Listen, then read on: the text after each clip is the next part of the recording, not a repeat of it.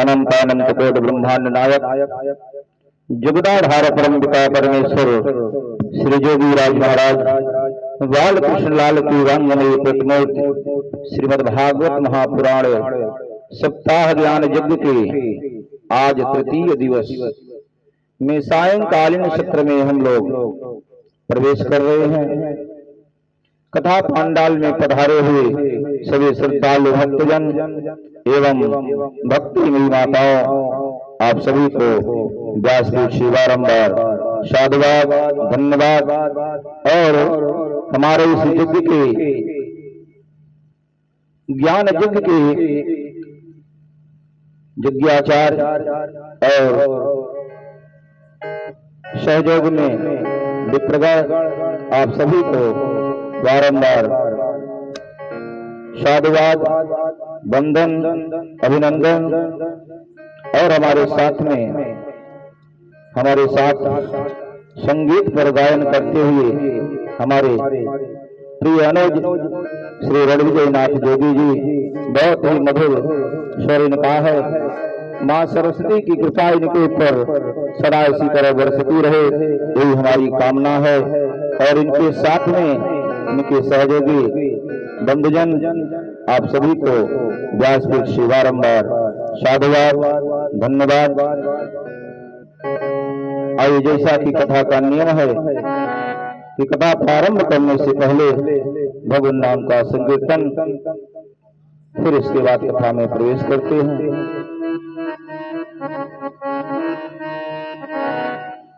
मेरे राधा रमरे गिरिधारे गिरिधार श्याम रमरे मेरे राधार मैंने गिरिधारी गिरिधार श्याम रमरे राधा रमन गिरिधारी गिरिधार श्याम रमरे मेरे राधा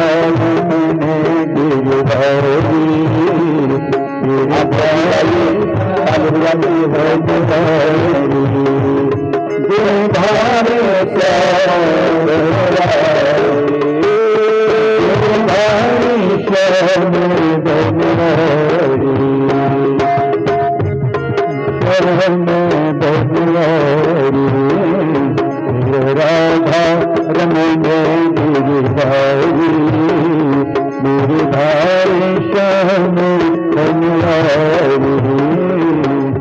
राधा रमन गिरिधार गिरिधार श्याम रमरे गिरिधारी श्याम रमरे गिरिधार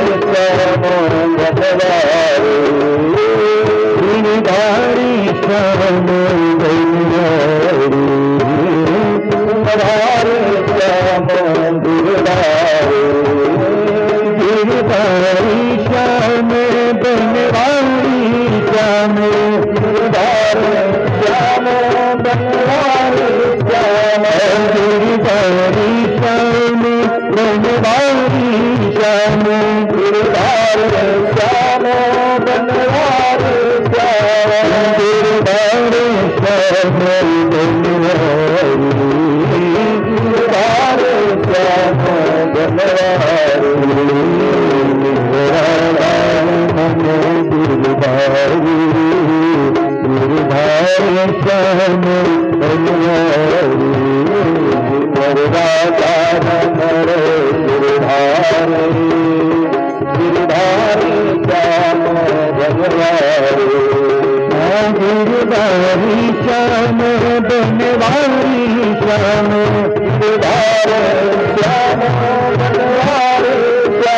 रमरे गिरिधारी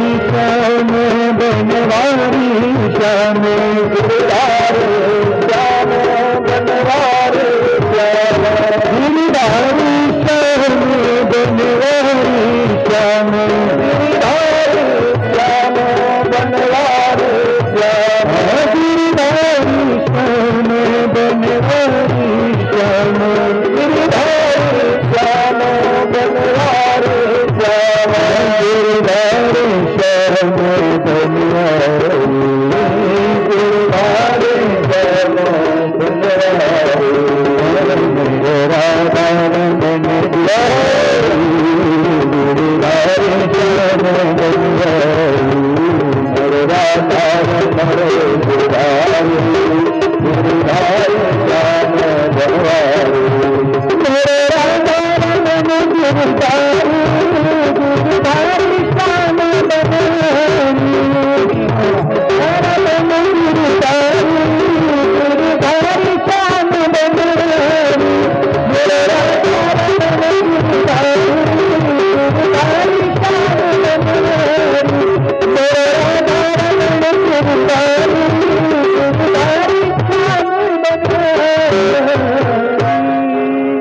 सच्चिदानंद भगवान की श्रीमद्भागवत महापुराण की राधा रानी सरदार की सर्वदैव भगवान की।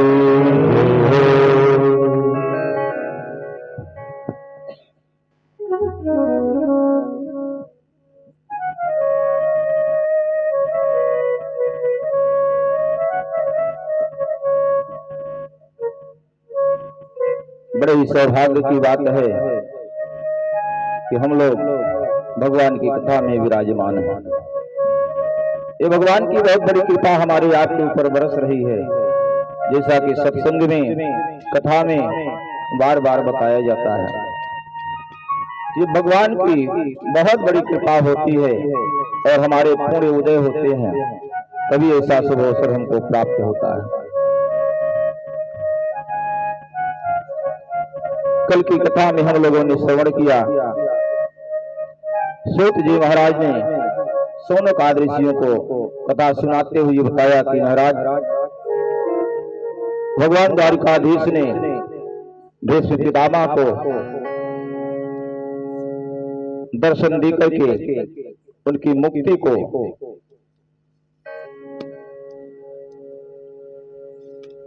सार्थक किया। भीष्म पितामह जी अपने शरीर को छोड़ करके भगवान के परम धाम को चले गए और इसके बाद भगवान पांडवों को स्वस्थ करके, महाराज युधिष्ठिर तो पहले से ही चक्रवर्ती सम्राट बन चुके हैं, अब पांडवों से विदा लेकर के भगवान द्वारिकाधीश द्वारिकापुरी को चले गए। द्वारिकावासियों ने भगवान का दिव्य स्वागत किया। बहुत दिनों बाद भगवान का आगमन हुआ है द्वारिका में, और जाते जाते भगवान ने अर्जुन को भी साथ में ले लिया। अर्जुन भी भगवान के साथ द्वारिका चले गए। सूत जी कहते हैं कि राजन, सूत जी कहते हैं कि महाराज,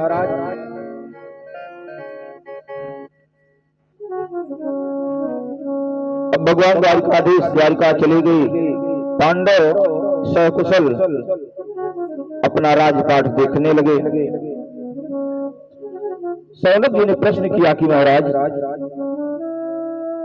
उस बालक का क्या हुआ?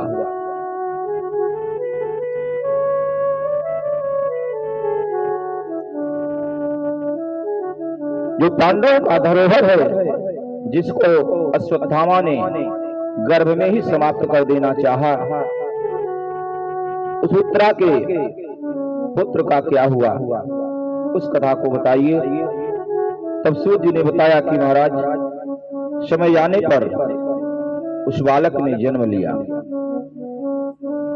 जब बालक का जन्म हुआ तो महाराज युधिष्ठिर ने ब्राह्मणों को बुलाया, जातिकर्म संस्कार करवाया, नामकरण संस्कार करवाया। नामकरण का जब वक्त आया तो ब्राह्मणों ने नामकरण किया। उस बालक की विशेषता थी कि जिसके गोद में जाता था मानो वह किसी को खोज रहा था, चारों तरफ दृष्टिपात ही करता था। ऐसा लगता था मानो किसी को ढूंढ रहा है, किसी का परीक्षण कर रहा है। इसलिए ब्राह्मणों ने इनका नाम रखा परीक्षित। परतः इद परीक्षितः, इनका नामकरण किया परीक्षित। सूत जी कहते कि महाराज, बालक का नामकरण संस्कार हुआ और वह बालक धीरे धीरे अपनी आयु की वृद्धि करने लगा। समय बीता। इधर एक दिन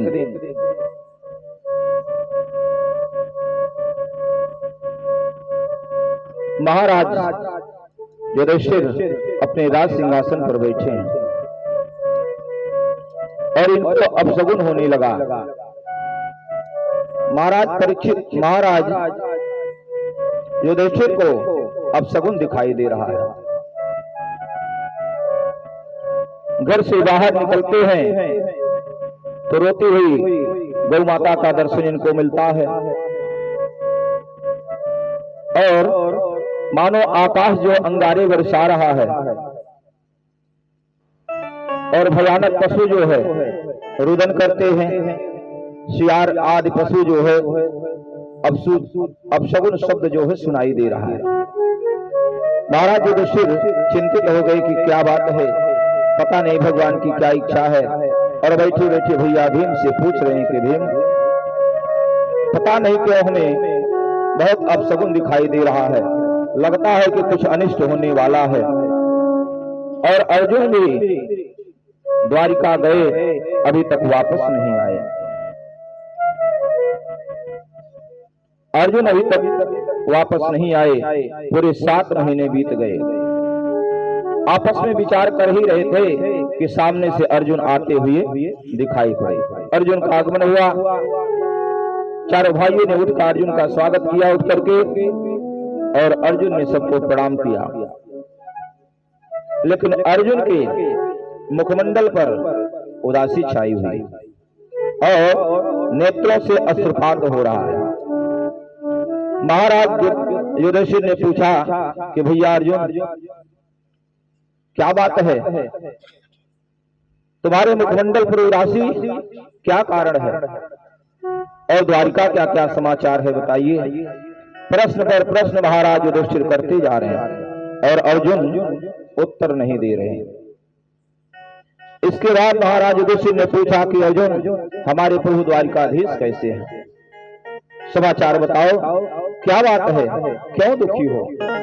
जब भगवान द्वारकाधीश का समाचार महाराज ने पूछा तो अर्जुन फूट फूट करके रोने लगे और महाराज युधिष्ठिर के चरणों में लेट गए और कहा, महाराज हम लोग अनाथ हो गए, हमारे प्रभु द्वारिकाधीश अपनी लीला का स्मरण करके अपने परम धाम को प्रस्थान कर गए।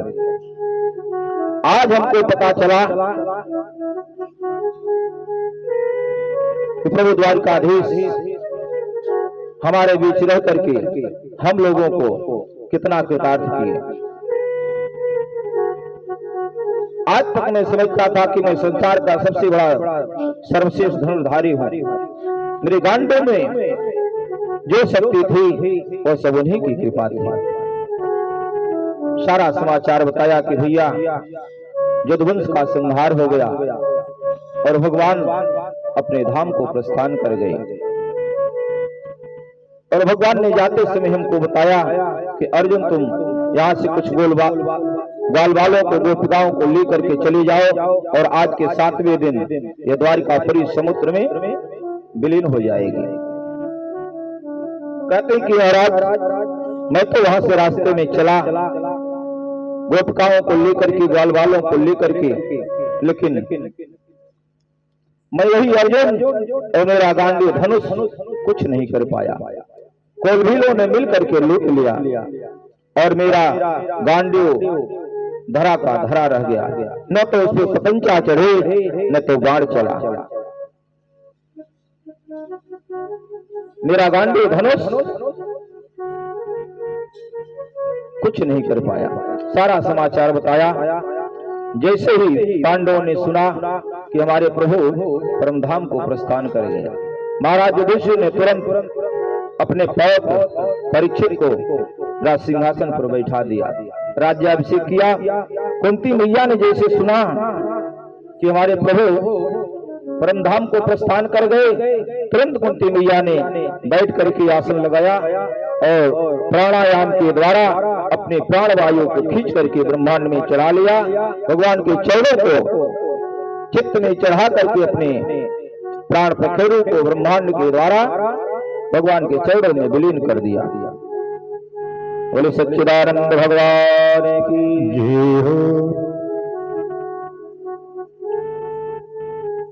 और पांचों पांडव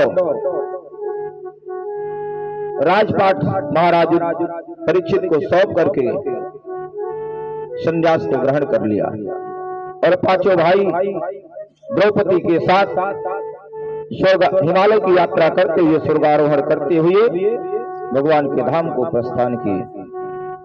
और इधर महाराज परीक्षित सम्राट बने। सूत जी कहते हैं कि महाराज परीक्षित बहुत बड़े धर्मात्मा राजा हुए, अपने पूर्वजों के यश को बढ़ाया, कीर्ति को बढ़ाया, तमाम अश्वमेध यज्ञ करवाए, ब्राह्मणों को दान दिया और अपनी सीमा को, अपनी राज्य की सीमा को अपने पूर्वजों से ज्यादा बढ़ाया। चारों तरफ इन्हीं का जय जयकार है। बड़े धर्मात्मा राजा हुए। लेकिन कहते हैं महाराज एक दिन एक घटना घटी। महाराज परीक्षित दिग्विजय करते हुए अपने नगर में प्रवेश करते हैं। उसी समय एक घटना घटती है। एक दृश्य इनको दिखाई दिया कि काला कलूटा व्यक्ति गौ माता को प्रताड़ित करते हुए और गौ माता के बछड़े को, वत्स को भी प्रताड़ित करते हुए हाथ में एक डंडा लिए हुए उनको प्रताड़ित करता हुआ, अपने पैरों से ठोकर मारता हुआ लेकर के जा रहा है। जैसे महाराज परीक्षित ने देखा, तुरंत रथ से नीचे उतर गए और तलवार निकाल ली और कहा, रे दोस्त, तुम कौन हो? इतना घृणित कार्य करते हुए तुमको भय नहीं लगता है? मेरे साम्राज्य में इतना बड़ा तुम्हारा दुस्साहस, मैं तुम्हें समाप्त कर दूंगा। जैसे तलवार निकाला महाराज परीक्षित ने, उस पुरुष ने अपना मुकुट सर से उतार करके महाराज परीक्षित के चरणों में रख दिया। कहा, महाराज मैं आपकी शरण में हूं, कहा अपना परिचय दो। कहा मैं कली हूं। कहा महाराज मैं कलयुग हूं, चारों भाइयों में सबसे छोटा हूं। सतयुग, द्वापर, त्रेता और मैं कलयुग हूं। महाराज मेरा समय आ चुका है, द्वापर समाप्त हो चुका है, अब मेरा समय प्रारंभ हो रहा है, इसलिए आप मेरा वध न करिए, आप मुझे दंडित नहीं कर सकते। महाराज परीक्षित ने कहा, मेरे साम्राज्य में आते हुए तुमको भय नहीं लगा? कहा महाराज भय तो लगा, मैं जाऊं तो कहां जाऊं? मैं जिधर भी जाता हूं चारों तरफ आप हमको धनुष बाण लिए दिखाई देते हैं। साम्राज्य चारों तरफ आपका ही है, लेकिन मेरा समय है महाराज, मैं आपकी शरण में हूं और मुझे रहने के लिए कोई स्थान दे दीजिए। महाराज परीक्षित ने कहा, तो ठीक है। गौ माता से पूछा कि देवी आप कौन हो और आपका ये पुत्र जो वत्स है इसके 3 पैर टूट चुके हैं, एक ही पैर पर टिका हुआ है, आप दोनों कौन हैं? अपना परिचय बताइए और अपने दुख का कारण बताइए, मैं उसका निवारण करता हूं। उस बछड़े ने कहा, वत्स ने कहा कि महाराज मैं किसको दोषी मानूं? मेरे दुख का दोषी कौन है? मैं किसको दोषी मानूं? क्योंकि जहां तक मेरा अनुभव है कि कोई किसी को न सुख देता है न किसी को दुख देता है, सब लोग अपने अपने कर्मों का फल भोगते हैं। महाराज परीक्षित समझ गए, कहा कि आप साक्षात धर्म हो और ये गौ माता पृथ्वी देवी है। कहा चिंता मत करो, जब तक मेरा साम्राज्य है, मेरा राज्य है, तुमको कोई समाप्त नहीं कर सकता है। इधर कली ने कहा कि महाराज मेरे रहने के लिए स्थान दे दीजिए हमको। महाराज परीक्षित ने कहा, अपना कुछ गुण बताओ, पूरा परिचय दीजिए। आपने अपना नाम तो बताया, लेकिन आपके अंदर विशेषता क्या है, गुण क्या है, उसको बताओ। कली ने कहा कि महाराज मैं अपना गुण क्या बताऊं, मेरे अंदर दुर्गुण ही दुर्गुण भरा है। मेरे समय में चारों तरफ अधर्म का बढ़ावा होगा और मेरा काम है धर्म को समाप्त करना, अधर्म को बढ़ाना। लेकिन मेरा समय है, आप क्या करेंगे? मुझे स्थान दीजिए। महाराज परीक्षित ने कहा, तो ठीक है, 4 जगह मैं तुमको स्थान देता हूं। दूतम पानम स्त्रियः शोरा यत्रा धर्मस्य चतुर्विधा, ताकि 4 जगह तुम्हारा निवास होगा जहां पर जुआ खेला जाए। दूसरा बताया कि जहां पे मद्यपान किया जाए, मद्रालय हो, और कहा झूठ में तुम्हारा स्थान हो। और तीसरा बताया कि वैश्यालय, 4 जगह पर निवास करो। जब तुम्हारा यही गुण है, ये स्वरूप है, चारों जगह जाकर के निवास करो। तब कली ने कहा कि महाराज जैसा मेरा स्वरूप वैसा आपने मुझे स्थान दे दिया, कम से कम एक स्थान तो हमको बड़ा अच्छा दे दीजिए, कोई बढ़िया स्थान दे दीजिए महाराज। कली ने कहा महाराज आपने मेरे दुर्गुणों को जाना, लेकिन मेरे अंदर एक गुण भी है, बड़ा सुंदर गुण है महाराज।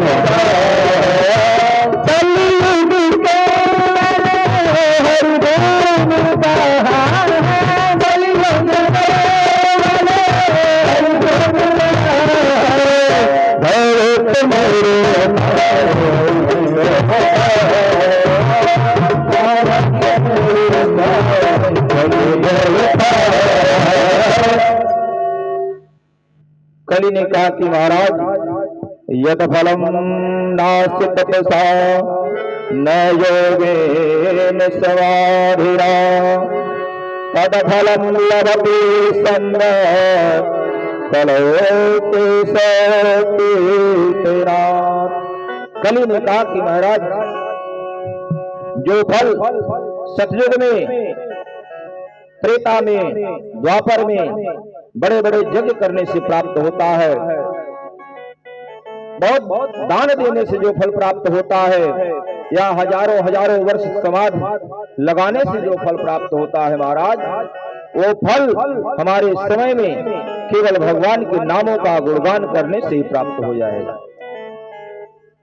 जैसे ही कली ने अपना यह परिचय दिया, अपना गुण बताया, महाराज परीक्षित रीझ गए, प्रसन्न हो गए। कहा तो अब मैं तुम्हारे ऊपर प्रसन्न हूं, कोई एक स्थान अपने मन से तुम चुन लो, जहां चाहो वहां एक स्थान ले लो। कली ने कहा महाराज मुझे स्वर्ण में स्थान दे दीजिए। कायो मस्त 5 जगह स्थान दे दिया, और महाराज परीक्षित अपने भवन को चले गए। कलयुग का स्थान जो है स्वर्ण में हो गया। स्वर्ण माने सोना। अब प्रश्न उठता है कि अगर सोने में कलयुग का स्थान है तब तो वह दूषित हो गया। तो स्वर्ण में स्थान कली का है, लेकिन जो अधर्म पूर्वक धन कमाया जाएगा, अधर्म द्वारा कमाए गए धन से जो स्वर्ण खरीदा जाएगा, उसमें कली का वास होगा। और जो धर्म के द्वारा, अपने परिश्रम के द्वारा प्राप्त किए, अपने पुरुषार्थ से जो स्वर्ण कमाए ग्रहण किया जाएगा, उसमें भगवान का वास होगा। क्योंकि वेद भगवान कहते हैं कि स्वर्ण में भगवान का वास है। भगवान कहते हैं कि मेरा स्वर्ण में स्थान है। इधर परीक्षित जी ने स्वर्ण में कली को भी स्थान दिया। तो यही भेद है, जो अधर्म से कमाया जाएगा, अधर्म से ग्रहण किया जाएगा स्वर्ण, उसमें कली का स्थान होगा।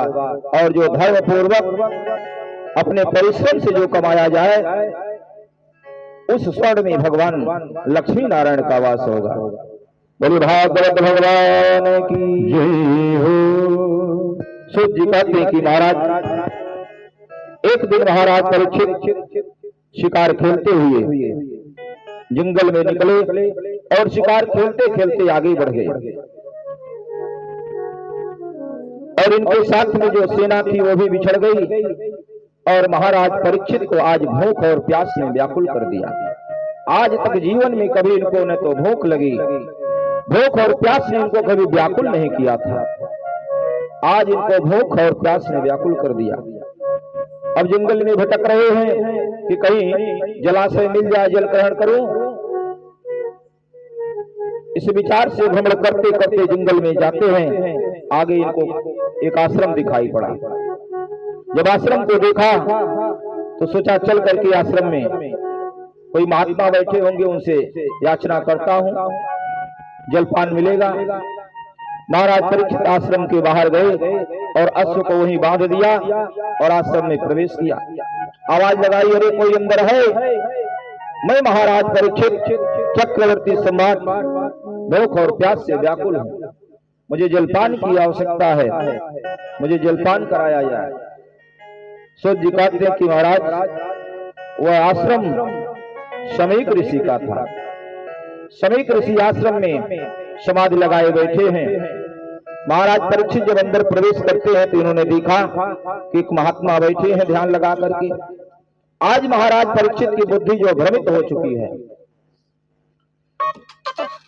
तो बड़बड़ाते हुए बोलते हैं कि देखो तो सही, ये पाखंडी जानबूझ करके नकली समाधि लगा करके बैठा है। जानते हैं कि मैं चक्रवर्ती सम्राट महाराज परीक्षित भूख और प्यास से व्याकुल हूं, तो कौन हमारे स्वागत में उठ करके अपना समय व्यर्थ करे। इस भाव से इन्होंने जानबूझ करके नकली समाधि लगाई। बड़बड़ाते हुए शब्द बोलते हुए इन्होंने चारों तरफ दृष्टिपात किया तो एक बगल में मरा हुआ सर्प पड़ा था। उसी सर्प को उठाया और शमीक ऋषि के गले में लपेट दिया और लपेट करके बड़बड़ाते हुए अपने राजमहल को वापस आ गए। सूत जी कहते हैं कि महाराज शमीक ऋषि का पुत्र श्रृंगी ऋषि कौशिकी नदी में स्नान कर रहा था। बालकों ने जा करके दौड़ करके उनको बताया कि आपके पिता का अपमान हुआ है। एक राजा ने आकर के इसे अपमान किया। जैसे सारी घटना श्रृंगी ऋषि को प्राप्त हुई, तुरंत क्रोध से आग बबूला हो उठे और उन्होंने कौशिकी नदी से जल को हाथ में लिया, जल उठाया और श्राप दे दिया। इतिलंघित मर्यादं तक्षक सप्तमेयने दक्षयति यस्म कुलांगारं चोदितो में तदद्रोह। श्राप दिया कि जिसने मेरे पिता का अपमान किया है, मेरा श्राप है कि आज के 7वें दिन तक्षक नाग के डसने से उसकी मृत्यु हो जाएगी। श्राप देकर के शमीक ऋषि श्रृंगी ऋषि दौड़ करके शमीक ऋषि के पास आए, अपने पिता के पास आए और आकर के सर्प को निकाल करके दूर फेंका और रुदन करने लगे। जब बालक के रुदन की आवाज शमीक ऋषि की कानों में गई, समाधि खुल गई। कहा बेटा क्या बात है? बालकों ने बताया कि गुरुदेव ऐसी ऐसी घटना घटी है। तो शमीक ऋषि ने श्रृंगी से पूछा बेटा तुमने क्या किया? कहा पिताजी मैंने उनको श्राप दे दिया और जो भी दुष्ट होगा उसको मैंने श्राप दिया कि आज के 7वें दिन तक्षक के डंक से उसकी मृत्यु हो जाएगी। तब शमीक ऋषि ने ध्यान लगाया, ध्यान लगा करके देखा कि तो महाराज परीक्षित है। कहा बेटा तुमने अनर्थ कर दिया, ऐसा नहीं करना चाहिए, क्योंकि आज के बाद इस धरा को महाराज परीक्षित जैसा राजा नहीं प्राप्त होगा। महाराज परीक्षित हमारे राजा हैं और इतना धर्मात्मा राजा इस धरा को पुनः प्राप्त होने वाला नहीं है। तुमने अनर्थ कर दिया। अपने शिष्यों के द्वारा महाराज परीक्षित के पास सूचना भिजवा दिया कि जाकर के उनको सावधान कर दो कि श्राप लग चुका है। इधर महाराज परीक्षित आकर के अपने महल में जैसे ही मुकुट को उतारते हैं, तुरंत उनको ज्ञात हो गया कि आज मेरे द्वारा इतना बड़ा कुकर्म हो गया, इतना बड़ा अपराध हुआ। पश्चाताप करने लगे कि आज मेरी बुद्धि इतनी भ्रमित हो गई। उसी समय आश्रम से आकर के ब्राह्मण बालक ने बताया कि महाराज सावधान हो जाइए, आपको श्राप लग चुका है। महाराज परीक्षित ने कहा कि कोई बात नहीं है, मेरा कर्म ही उसके योग्य है। मैंने जो अपराध किया है उसके अनुसार मुझे तो मृत्यु दंड मिलना चाहिए था, लेकिन ब्राह्मण बालक ने श्राप ही दिया है। पश्चाताप करते हुए तुरंत इन्होंने अपने पुत्र जन्मेजय को सिंहासन पर बैठा दिया और राजपाट को छोड़ करके संन्यास लेकर के गंगा जी के किनारे जाकर के बैठ गए। जैसे ही चारों तरफ सबको सूचना मिली कि महाराज परीक्षित को श्राप लग गया और गंगा जी के किनारे बैठे हैं, तुरंत बड़े बड़े महात्मा संत महात्मा दौड़े दौड़े गंगा जी के किनारे आ गए कि महाराज परीक्षित को श्राप लगा है, उनके उद्धार के लिए कुछ करना चाहिए। सूत जी कहते हैं महाराज कौन कौन से लोग आए? अत्रि वशिष्ठस्य चौनः प्रदानरिष्टने मृधुरांगिराजस् पराशरदानि सुततरान उतत्त इंद्र प्रमदेद्मवाहो।